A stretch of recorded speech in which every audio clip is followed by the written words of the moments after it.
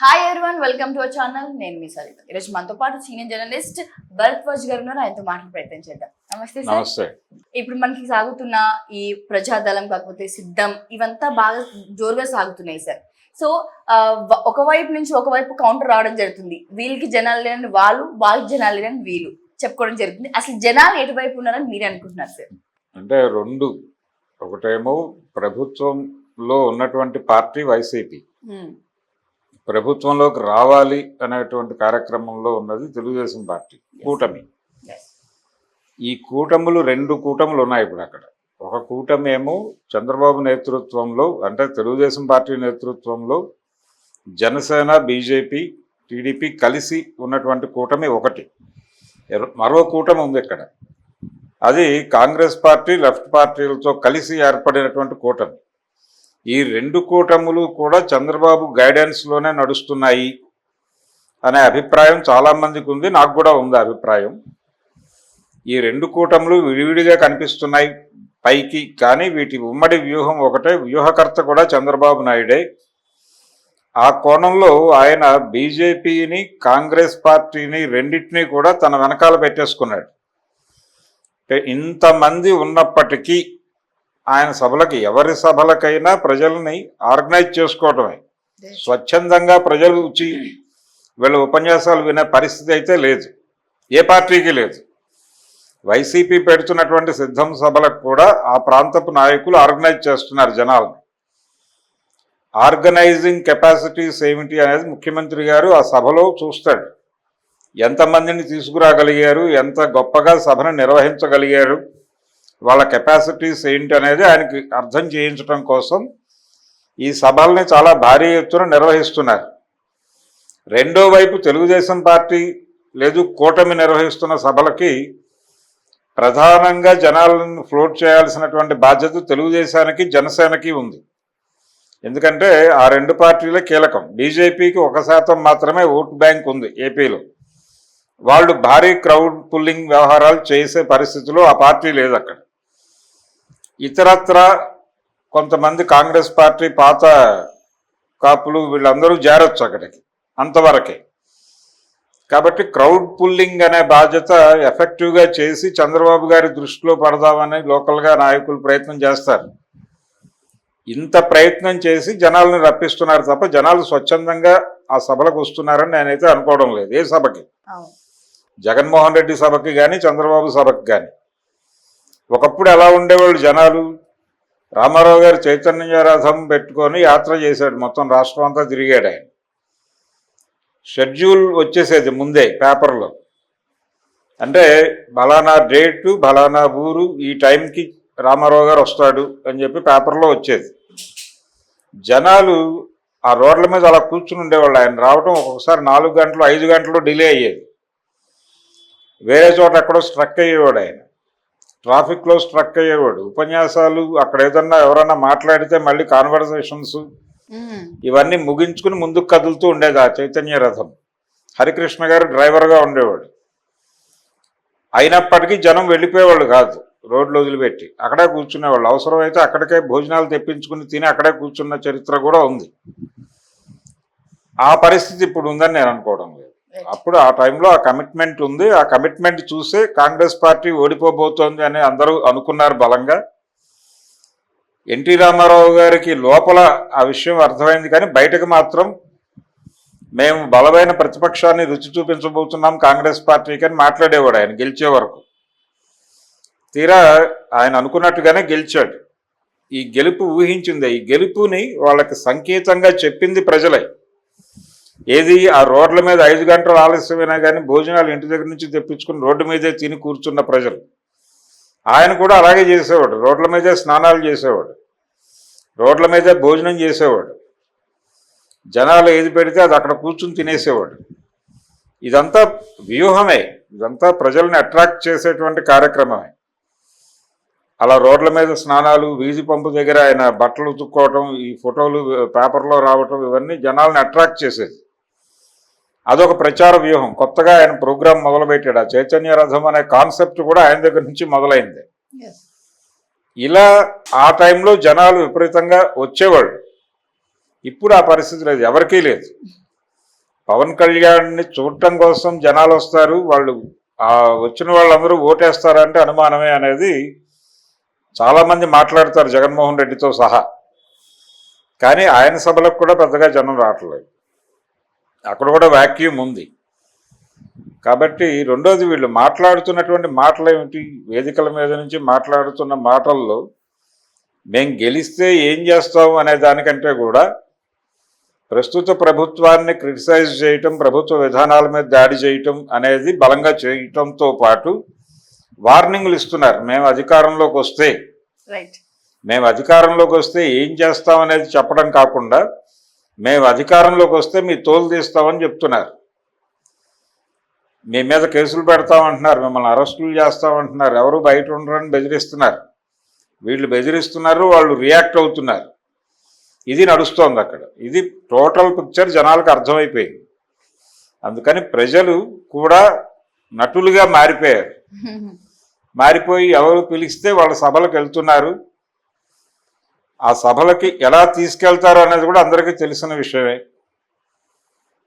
వాళ్ళకి కొంత నగదు, కొంత భోజనము, అలాగే మందు, ఈ ఏర్పాట్లన్నీ చేసి వాళ్ళని తీసుకెళ్తారు. ఇది సహజంగా జరిగే కార్యక్రమం. దీనిలో అది కొత్తగా ఎవరు చెప్పుకోవాల్సిన అవసరం లేదు.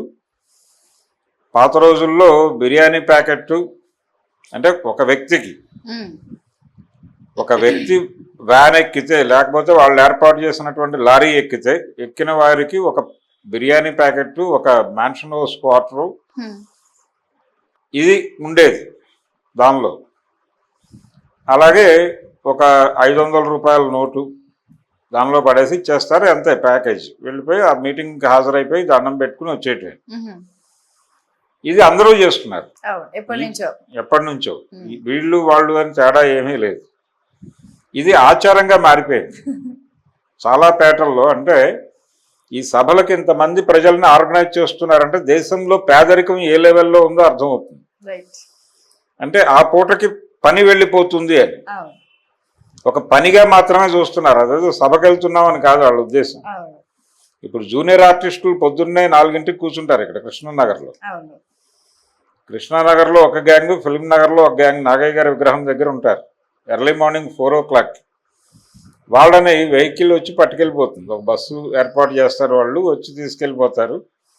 ఏం చేస్తారు వాళ్ళు వెళ్ళి అక్కడ ఎవరో కొట్టుకుంటుంటే చూసే జనాలు ఉండాలి, లేకపోతే జాతర సీన్ తీస్తుంటే జాతరలో ఉండే జనాలు ఉండాలి, విలను హీరో కొట్టుకుంటుంటే చూసే జనాలు ఉండాలి.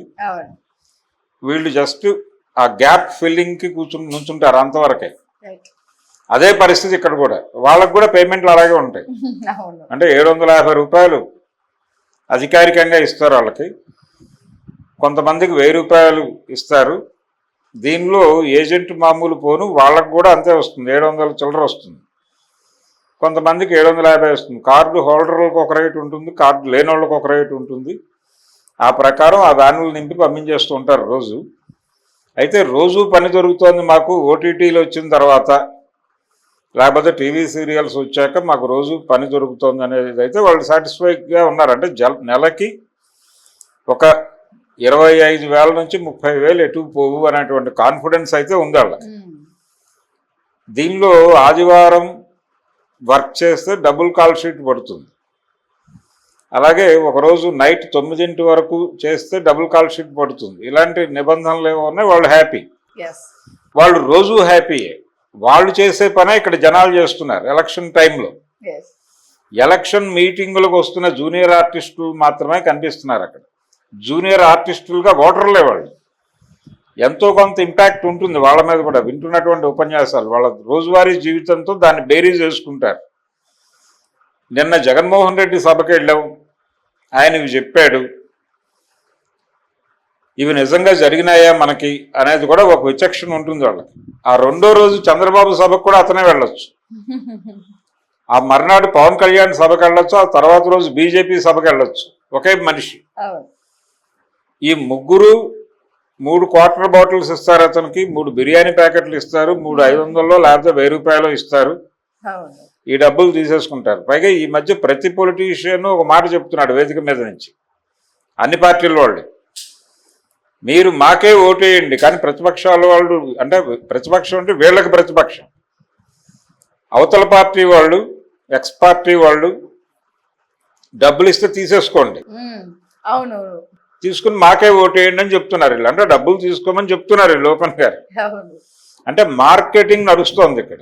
మార్కెటింగ్ అంటే అమ్మకము కొనుగోలు తప్ప ఇంకేం లేదు అక్కడ. ఎస్ అమ్మకము కొనుగోలు మాత్రమే నడుస్తోంది, మార్కెట్ నడుస్తోంది. ఎలక్షన్ మార్కెట్గా మాత్రమే చూడాలి, జనం సరుకులుగా మాత్రమే ఉన్నారు అక్కడ. ఈ జనాన్ని ఆయనేమో సంక్షేమ పథకాల పేరుతో ట్యాక్సుల రూపంలో వాళ్ళ దగ్గర నుంచి వచ్చిన డబ్బులే వాళ్ళ అకౌంట్స్లో వేసి, నేను మీకు అంటే మీ బిడ్డ మీటర్లు నొక్కుతున్నాడు, ఆయన చాలా ఓపెన్గా ఒక మీటింగ్లో మాట్లాడాడు. నేను మీరు 2 మీటర్లు నొక్కాలి రేపు ఎన్నికల రోజు, అంటే పోలింగ్ డే రోజు మీరు 2 మీటర్లు నొక్కితే సరిపోతుంది. అంటే ఎమ్మెల్యే ఓటు ఎంపీ ఓటు అంటే ఫ్యాన్ గుర్తు మీద మీరు 2 సార్లు నొక్కితే సరిపోతుంది. కానీ మీ బిడ్డ 370 సార్లు నొక్కాడు మీటర్లు అని చెప్తున్నాడు ఒక్కొక్కళ్ళ కోసం. అంటే మీ అకౌంట్లోకి డబ్బులు వేస్తున్న ప్రతిసారి నేను మీటర్ నొక్కుతున్నాను. ఈ మీటర్ నొక్కటం అనేటువంటి మాట చాలా పాపులర్ అయింది ఇప్పుడు ఏపీ రాజకీయాల్లో. ఇలా నేను ఇన్నిసార్లు మీటర్ నొక్కితే మీరు కనీసం నా కోసం 2 సార్లు మీటర్ నొక్కరా అని మాట్లాడుతుంటాడు జగన్మోహన్ రెడ్డి. చంద్రబాబు నాయుడు గారు నేను అంతకు మించి ఇస్తానని చెప్తున్నాడు. అంతకు మించి ఇస్తాను, నేను కూడా మీటర్లు నొక్కుతాను అంటున్నాడు ఆయన. అసలు యాక్చువల్గా ఈ నగదు బదిలీ పథకం అనే డిజైనింగ్ చంద్రబాబే మొదట ప్రచారం చేశాడు. చంద్రబాబు నుంచి అడాప్ట్ చేసుకుని ఇంప్లిమెంట్ చేస్తున్నాడు జగన్మోహన్ రెడ్డి. కాబట్టి ఏ పార్టీ అతీతం కాదు, ఎవరు అధికారంలోకి వచ్చినా జనాలకు ఒరగబెట్టేది ఏమీ లేదు. ఆ విషయం వాళ్ళకి స్పష్టంగా తెలుసు. కాకపోతే జగన్మోహన్ రెడ్డి చేస్తున్నాడు. తెలుగుదేశం పార్టీకి విస్తృతమైన చరిత్ర ఉంది. అంటే 1983 నుంచి మొదలైన పార్టీ అది.